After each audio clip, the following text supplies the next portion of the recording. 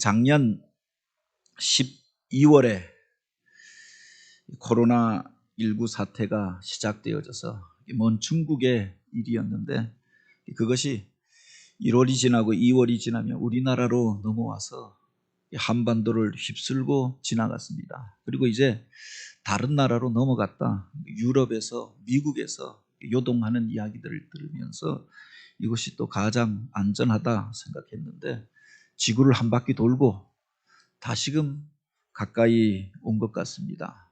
들으니 그 이전에는 부천에서 또 구로에서 목동에서 인천에서 확진자가 발생하고 몇십 명이 감염되어졌다 하더니 지난 주간에는 들으니까 우리 교회 바로 입구에 있는 복지관 노인 요양센터에서 6명의 확진자가 나오고 이웃 교회에서도 또 몇 명의 확진자가 나오고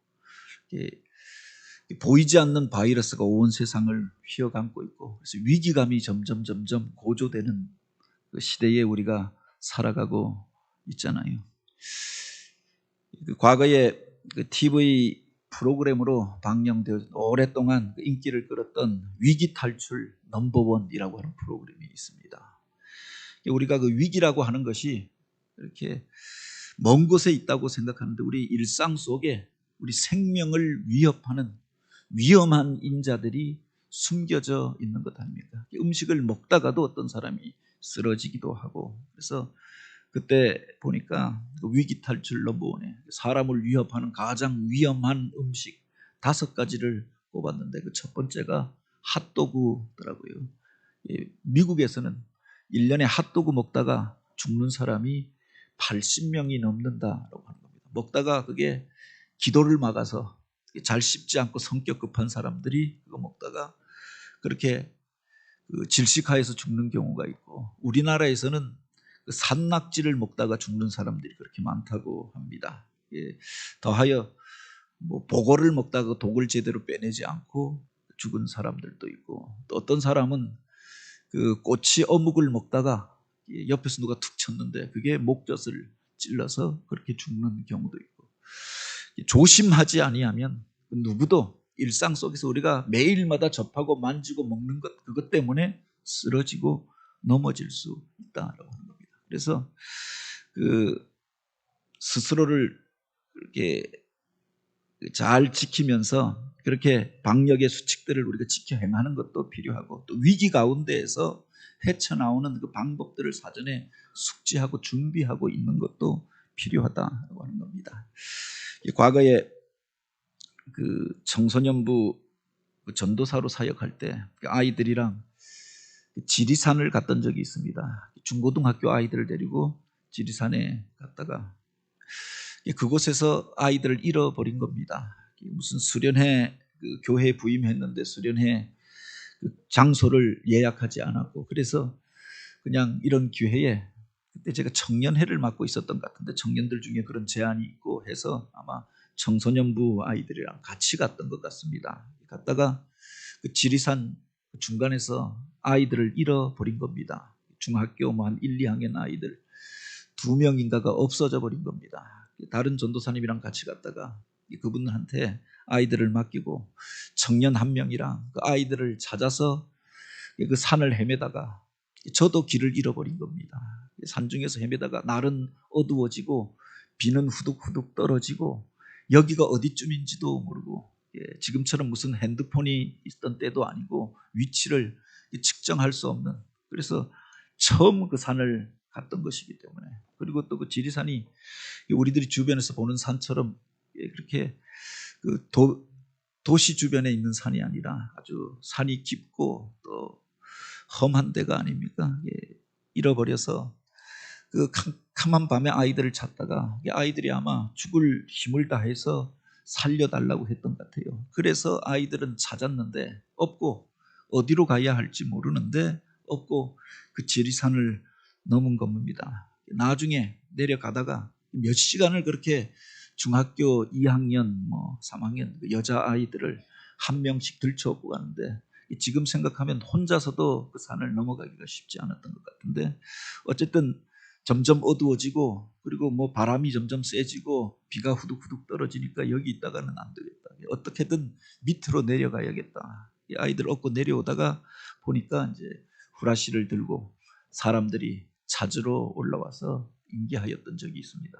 생각해 보니까 그야말로 위기일발의 순간이었는데 올라오면서 그때 태풍이 지리산 남쪽으로 해서 올라오면서 그 보도를 보면서 올라온 겁니다. 지리산에서 야영객 몇이 그래서 물이 불어나서 급류에 휘말려서 몇 명이 죽고 몇 명이 고립되어졌다. 만약 거기서 그 밤을 지내야겠다 생각했으면 아마 그런 신세가 되어지지 않았을까. 오면서 그런 위기일발의 상황 속에서 그래도 그 아이들을 찾았던 것, 또 무슨 힘이 생겨서 업고 그 산을 넘어서 내려왔던 것, 마침 그래서 길을 잃지 않고 이렇게 구조하러 왔던 사람들을 만나서 그렇게 인계하고 살게 되어졌던 그런 기억이 있습니다. 우리 일상 속에 이런 위험이 우리를 찾아올 때가 있죠. 생각지도 아니하였고 그냥 놀러 갔다가 그렇게 사람들과 함께 웃고 떠들다가 그런 위험의 자리 가운데 우리가 노출될 수도 있다. 중요한 것은 그곳에서 우리가 탈출하여 나오는 방법을 아는 데 있는 것 아닙니까? 우리가 그 일상적으로 위기를 경험하는 시대 가운데 살아가고 있습니다. 그래서 그 위기가 우리 가운데 찾아오고 그 속에서 우리가 위험한 자리 가운데 거하지 않도록 또 방비하는 것도 중요하고요. 위기가 우리 가운데 왔을 때 그것을 돌파하고 이기고 그 문제를 해결하는 것도 보다 중요하다라고 하는 거죠. 오늘 본문에 보면 그야말로 절체절명의 위기 가운데 있었던 다윗의 이야기를 기록하고 있습니다. 꼼짝달싹 할 수 없이 이제는 죽었구나 하는 순간 가운데 몰려있는 다윗의 모습을 오늘 본문을 통해서 보게 됩니다.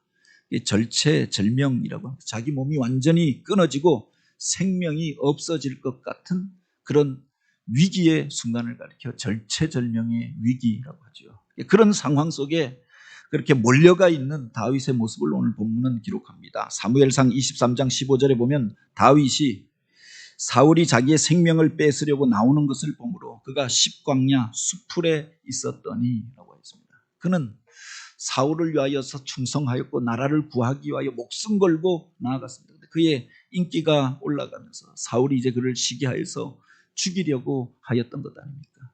사울이 불면증에 시달린다라고 하는 그를 위로하기 위하여서 가서 수금을 타는 다윗을 향하여서 사울은 창을 던져서 그를 죽이려고 합니다. 몇 번에 걸쳐서 창을 던지고 그를 죽이려고 하니까 왕궁에 머물러 있을 수가 없었고 이제 피신하게 되어졌던 것 아닙니까? 사울이 그를 죽이러 온다고 하니까 남쪽 유다 광야 있고 있던 십광야의 숲풀 속으로 그가 피하여 갔다. 그냥 메마른 땅으로 도망하면은 그렇게 위치가 노출되어지니까 그 속에 숲풀 속에 숨어서 이제 안전하다라고 생각하였는데 그 와중에 요나단이 와서 그를 위로하고 하나님께서 너를 도와주실 것이다 라는 위로의 말을 주었습니다. 그런데 그래서 그가 살게 된 것이 아니라 그 뒤에 보면 그 십광야에 살던 사람들 가운데 다윗을 알아보고 그래서 그를 도와줬던 것이 아니라 바로 사울을 찾아가서 그가 있는 위치를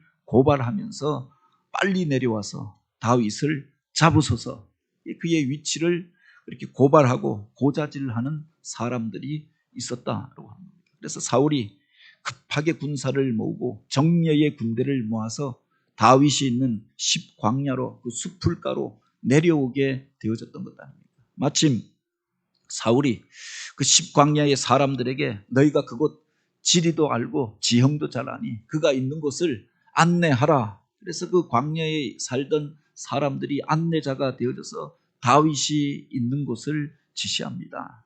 그 사울의 군대가 오는 것을 보고 다윗이 피하잖아요. 이쪽으로 피하면 그쪽으로도 사울의 군대가 쫓아오고 저쪽으로 피하면 저쪽으로도 사울의 군대가 쫓아오고 꼼짝달싹 할 수 없이 그 광야 가운데에서 그가 완전히 포위가 되어져서 죽게 된 상황, 위기 가운데 노출되어져 있는 절체절명의 자리 가운데 거하는 다윗의 모습을 기록하고 있는 겁니다.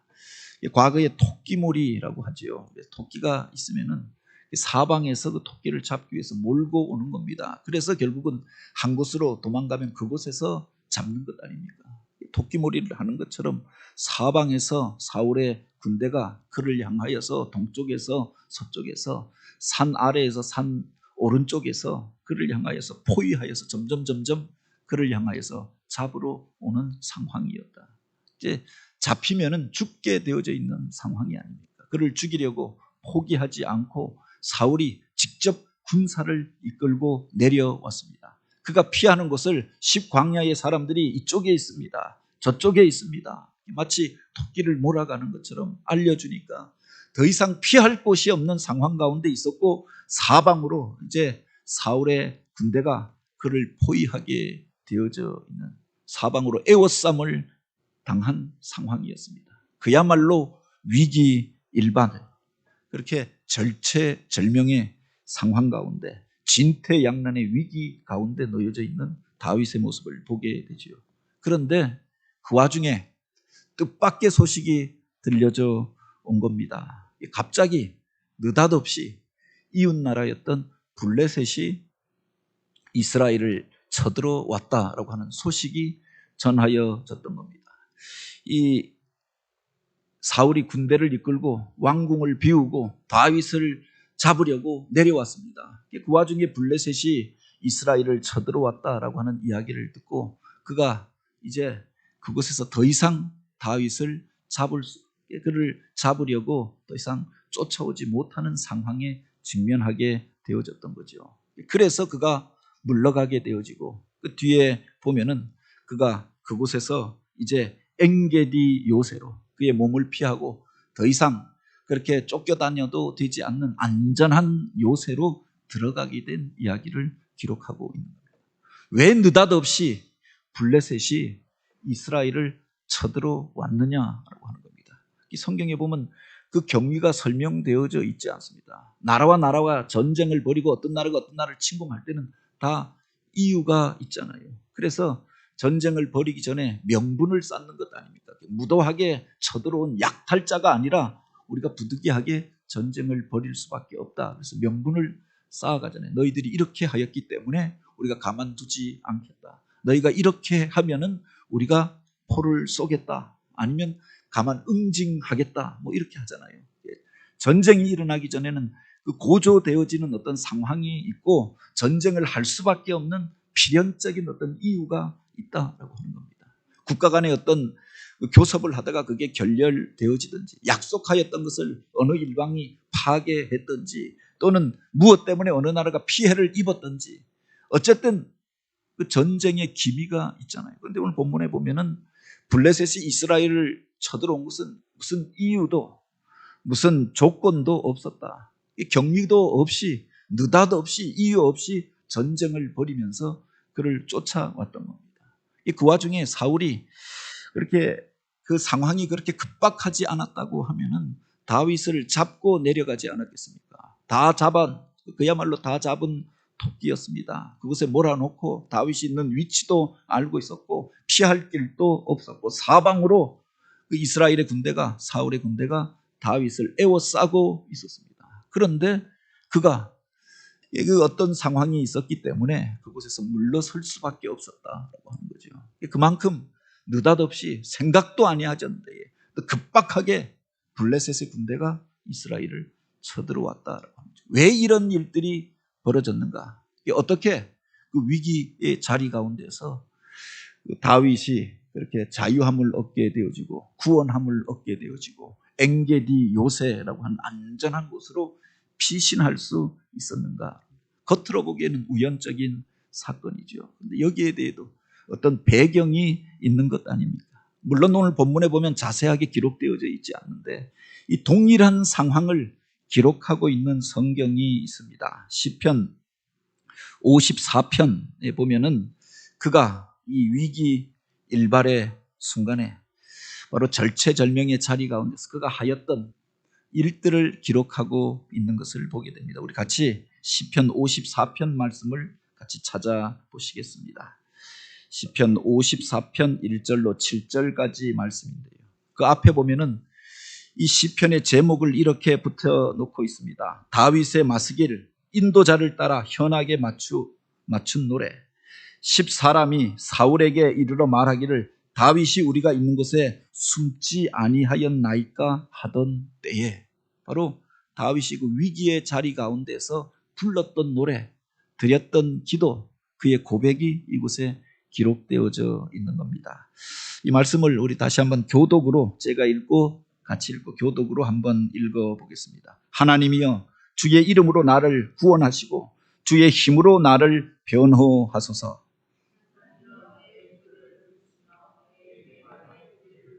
낯선 자들이 일어나 나를 치고 포악한 자들이 나의 생명을 수색하며 하나님을 자기 앞에 두지 아니하였음이니이다.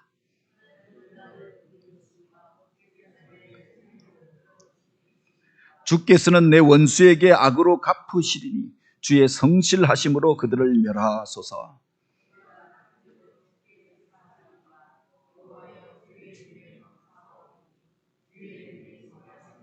같이 읽습니다. 참으로 주께서는 모든 환난에서 나를 건지시고 내 원수가 보응받는 것을 내 눈이 똑똑히 보게 하셨나이다.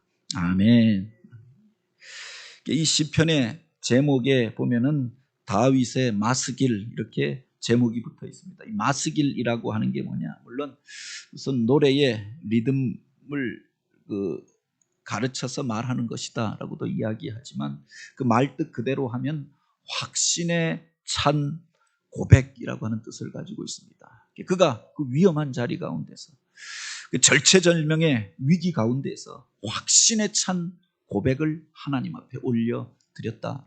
그것 때문에 두려워하지 않고 그것 때문에 그래서 그가 주눅들지 않고 위축되지 않고 침체에 빠지지 않고 확신에 차서 하나님께서 나를 도우실 것이다. 하나님이 나와 함께 하신다. 하나님께서 이 위기 가운데서 나를 구해 주실 것이다. 확신 가운데 바로 이 노래를 불렀다라고 합니다. 그곳에서 그는 그렇게 이야기합니다. 하나님이여 주의 이름으로 나를 구원하시고 주의 힘으로 나를 변호하소서. 그 하나님이 나를 변호하시고 하나님께서 나를 구원하실 것이다 라고 하는 확신을 품고 있었던 거죠.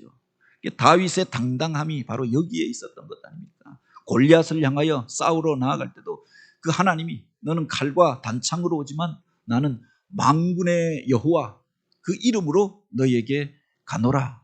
내가 모욕하고 내가 조롱하는 이스라엘의 하나님 만군의 여호와의 이름으로 너에게 가노라라고 이야기합니다.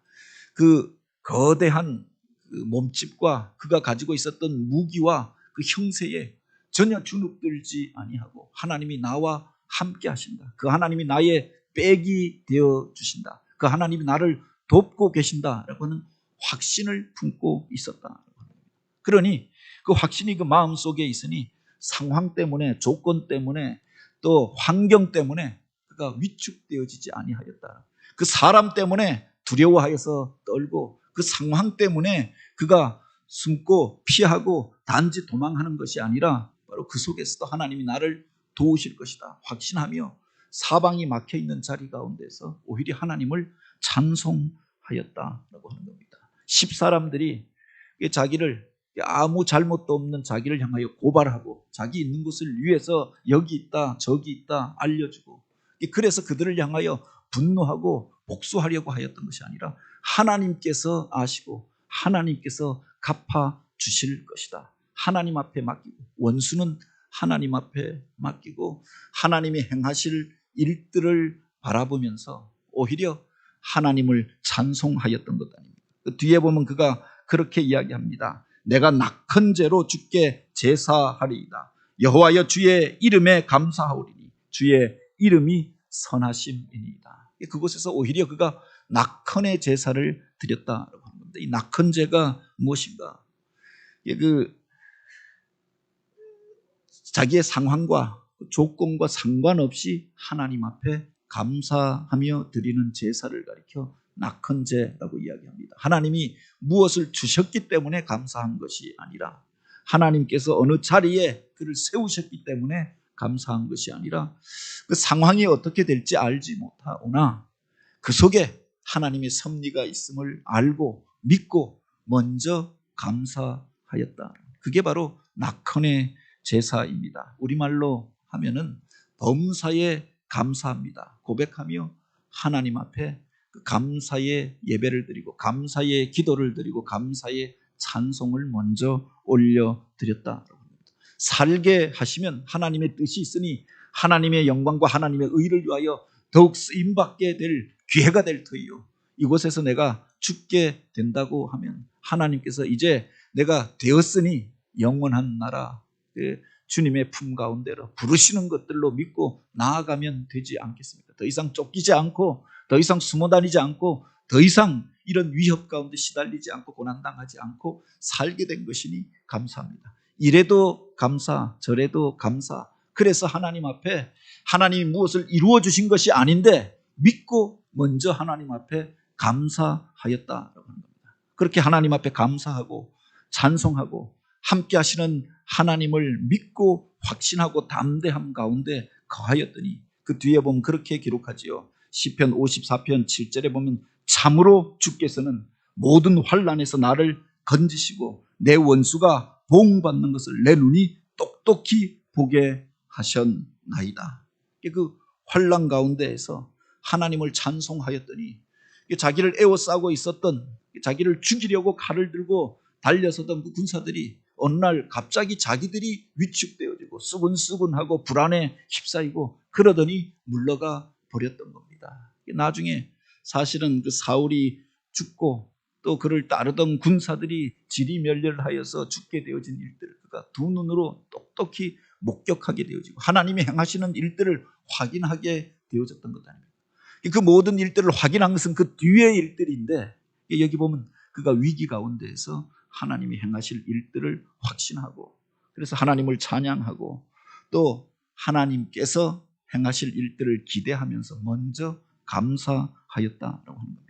오늘 우리가 읽은 이 본문에 보면 그렇게 기록하고 있지 않습니까? 그때 느닷없이 하나님이 이방 민족이었던 블레셋을 움직였던 겁니다. 그들이 전쟁을 벌일 이유가 없는 나라가 아닙니까? 물론 그 이전에 계속해서 이스라엘을 괴롭혔던 나라입니다. 그런데 지금은 전쟁할 상황이 아니었다라고 합니다. 그런데 그들이 갑자기 블레셋의 왕이 무슨 마음이 들었는지 이스라엘을 느닷없이 이유 없이 그냥 맥락이 없이 쳐들어오게 되어졌던 거죠. 그 속에 하나님의 역사하심이 있었던 것 아닙니까? 사울이 이렇든 저렇든 다윗은 내가 죽이고야 가리라 생각하였다고 하면 그 자리에서 그를 잡아갈 수 있었습니다. 그런데 그가 그 마음속에 불안감이 찾아와서 더 이상 다윗을 쫓지 않고 다 잡았던 다윗을 놓아두고 그가 이제 돌아가게 되었다. 사울의 마음 가운데 불안함을 주신 것도 하나님이었던 거죠. 그가 그 시간에 하나님 앞에 기도하고 있었다. 하나님의 행하실 일들을 바라보며 담대함으로 확신에 차서 하나님의 행하실 일들을 그렇게 기대하며 찬송하고 있었던 거죠. 하나님 앞에 먼저 감사하고 있었다라고 하는 겁니다. 그 하나님께서 이제 그의 믿음을 보시고 그의 기도를 들으시고 사랑하는 자를 위하여서 놀라운 일들을 일으키셨던 거죠. 이방 나라를 들어서 한 나라를 들어서 다윗을 구하려고 군사를 보내셨던 겁니다. 그리고 바로 그 사울 가운데 불안한 마음, 오히려 쫓는 자가 불안해하고 쫓는 자가 두려워하고 그래서 군사를 물리고 내려가게 되어졌던 겁니다. 내려가 보니 아무런 상황도 아닌 겁니다. 결국 하나님께서 당신의 백성을 구하기 위하여서 이 사건을 일으키셨던 것 아닙니까? 오늘 우리가 하나님 앞에 엎드려 기도할 때 우리가 믿음으로 하나님 앞에 나아갈 때 이런 역사가 나타나게 되는 줄 믿으시기 바랍니다. 위기가 일상이 되어진 세상 가운데서 우리가 살아갑니다. 어떻게 이 위기 가운데서 우리가 헤쳐나오고 위기를 돌파하고 그리고 가장 그 가운데서 살아날 수 있는 넘버원의 방법이 어디에 있느냐? 물론 우리가 조심해야겠지요. 지혜롭게 판단해야 합니다. 많은 사람들과 함께 하여서 지혜를 모으는 것도 필요합니다. 근데 그 넘버원의 방법이 뭐냐? 바로 이 모든 일들을 주관하시는 분, 사람의 운명을 주관하시는 분, 역사의 주관자가 되시는 그 하나님을 의뢰하고 그 하나님의 함께 하심을 믿고 담대히 행하는 것, 바로 그 속에 있는 줄 믿으시기 바랍니다.